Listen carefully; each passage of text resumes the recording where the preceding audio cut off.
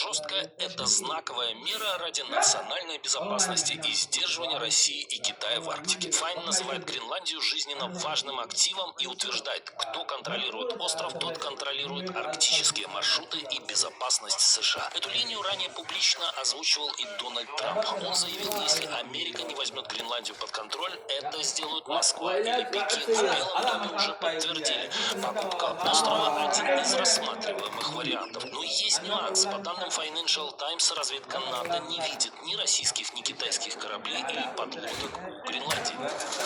Венесуэла то же самое подумал Трамп.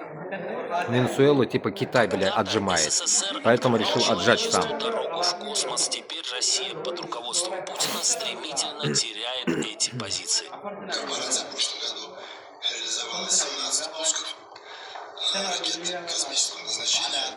Каменное лицо у вице-премьера Дениса Мантурова неспроста, ведь он знает, что это позор. Для сравнения, США сделали 181 запуск, Китай 91. Отставание в 10 раз от Штатов и более чем в 5 раз от КНР. Если не считать период пандемии, такие цифры минимум с 1961 года, со времен полета Юрия Гагарина. В 60-е и 70-е СССР запускал по 40-80 ракет в год. Космическое падение. Конечно, будет космическое падение, блядь. 99 пусков. Сегодня почти в 6 раз меньше. Самое унизительное. Россия уже на одном.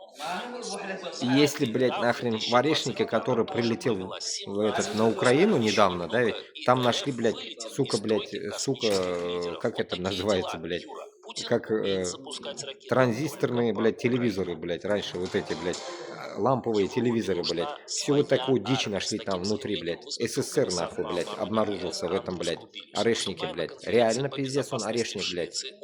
Прилетел, блядь, СССР, нахуй, к ним, блядь, в 21 веке, блядь. Это какая-то трухлявая, нахуй, ракета, блядь. И еще самое главное, блядь, у него все, блядь, то, что он даже взорвался, и все у него еще осталось целиком, блядь. Если вы в курсе, что СССРские вещи, они долговечные, блядь, они в огне не горят, в воде не тонут, блядь. Конечно, они остаются, потому что из говна и палок они сделаны, блядь. Что с ними будет, нахуй? Грубые, блядь, вещи, блядь, были всегда. Так оценивать ситуацию Владимир Зеленский. І кожна нормальна людина на землі дуже хоче, щоб народ нарешті пощастило звільнитися від режиму, який там є, та який приніс стільки зла, зокрема і в Україну приніс, і в інші країни. Важливо, кожен лідер, кожна країна, міжнародні організації, включити ж, допомогти людям, высказался по поводу ситуации в Иране, и канцлер Германии. Слова Фридриха Мерца прозвучали как приговор. Я обеспокоен новостями о растущем насилии полицейских. Короче, понятно. Дичь, короче. Давайте я вам вот это, пока не забыл, прочитаю то, что я в Телеграм сегодня загружал. Просто я в шоке был. Это в Фейсбуке кто-то загрузил и обсуждают, короче. И самое интересное, там еще ошибки там, кто что написал, и начинают там комментарии, там, ой, бля, пипец. Вот хочу прочитать просто вам, про что там говорится. Короче, начнем с карты. Узнаете, да? Иран. Там еще в комментариях я увидел другую карту, я охренел просто. Ну, оно тут почти будет написано. Ну, вы поймете, но тут каждый утыкается там в комментарии на какие-то свои какие-то причуды. Вот в голову придет, вот про это написали, что-то вот это. Я вот другое что-то увидел. Ну, давайте я полностью прочитаю текст и потом обсудим насчет, что я хочу именно, блин, охуел от чего. Итак, Иран часто представляет как страну одного народа и одного языка, но на самом деле это многонациональное и многоязычное государство, сформировано тысячелетиями истории. Ну, понятно. Иран, там наши, получается, Узбекистан, древний Бухара, Самарканд и так далее. Это все в одном флаконе, это понятно. Шелковый путь. Это понятно. На его территории проживают азербайджанцы, тюрки, курды, луры, арабы, белуджи, туркмены, кашкайцы, бахтияры, Авшары и также народы Каспийского региона гиляки, мазиндеранцы и талыши.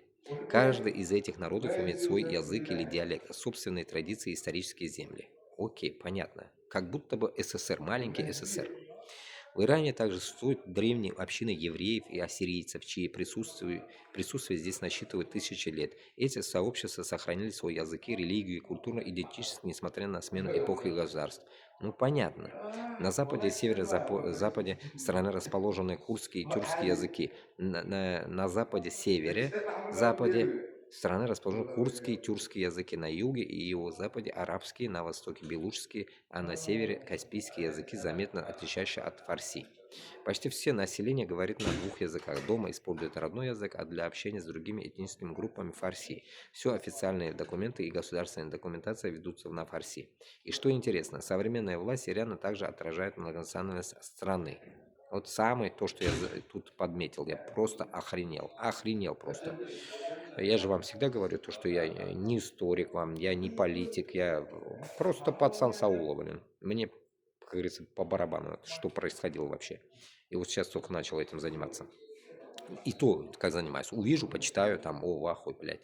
И пытаюсь перепроверить это еще.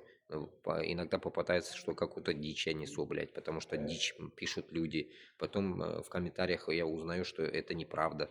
Ну, вот такая вот хуйня тоже есть. И вот это вроде бы не хуйня. И что интересно, современная власть Ирана также отражает многонациональность страны. Интересно, вот этот момент интересно. Например, президент Масуд Пезешкиан азербайджанец. Я в ахуе, блядь, нахуй. Пиздец, блядь. Тюрк. А верховный лидер Али Хаминеи, имеющий азербайджанские корни по отцу. В рот ебать называется это.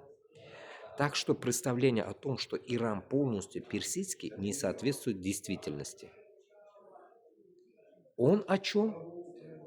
Но я от этого «он о чем» я понял для себя, для моего эфира, для моего канала одну тему.